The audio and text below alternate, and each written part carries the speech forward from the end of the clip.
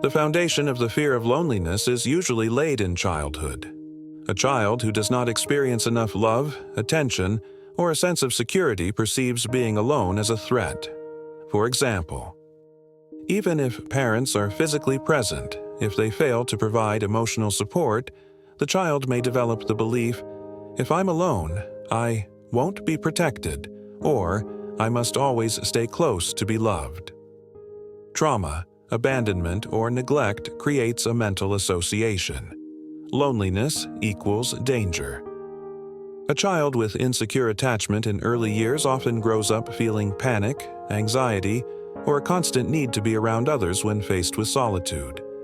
In today's world, similar factors create fertile ground for loneliness.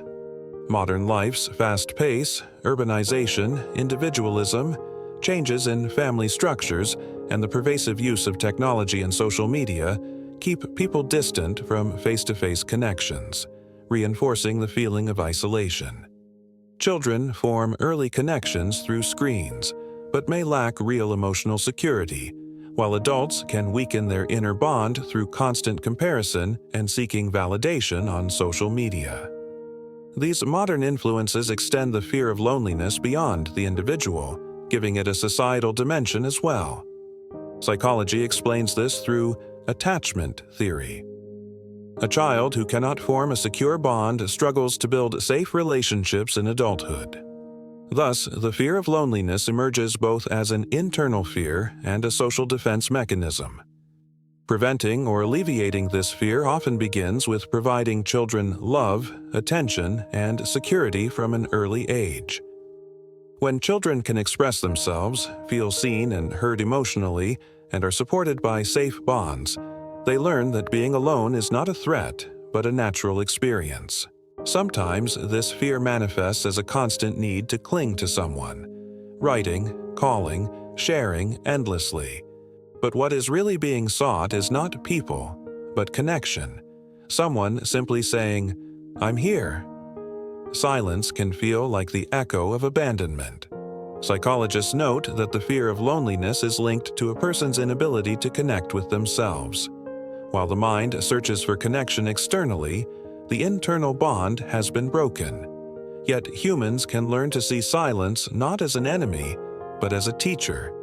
In silence, the voice of fear can be heard, but so can the voice of healing.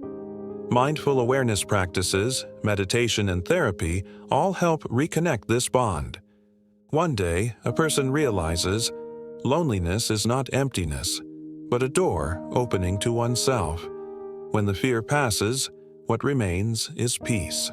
Solutions to the fear of loneliness are intertwined psychologically, socially, and spiritually.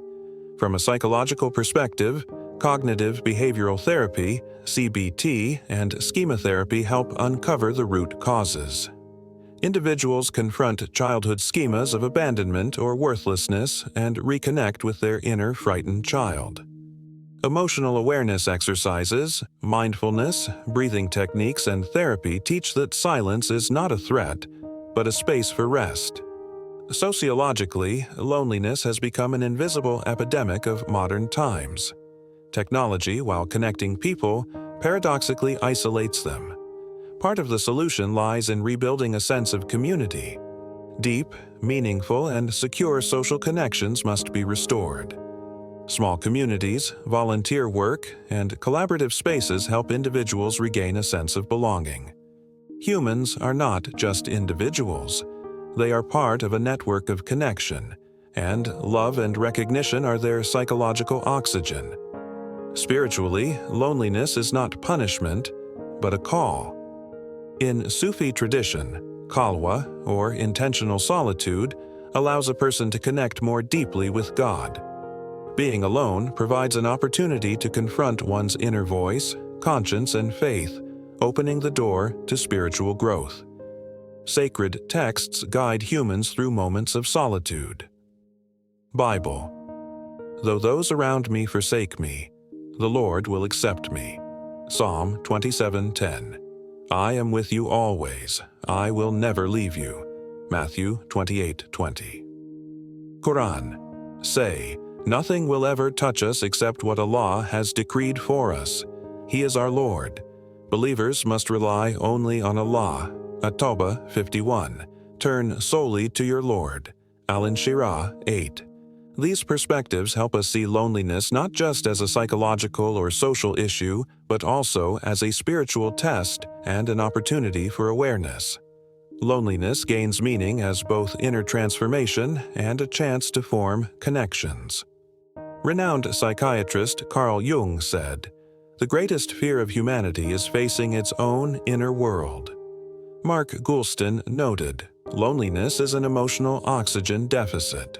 The solution is to build meaningful connection." Lydia Litvak suggests that people should not fight their loneliness, but engage in dialogue with it. Contemporary psychological research supports these views. A Stanford study observed that individuals who meditate regularly experience reduced feelings of loneliness and increased empathy.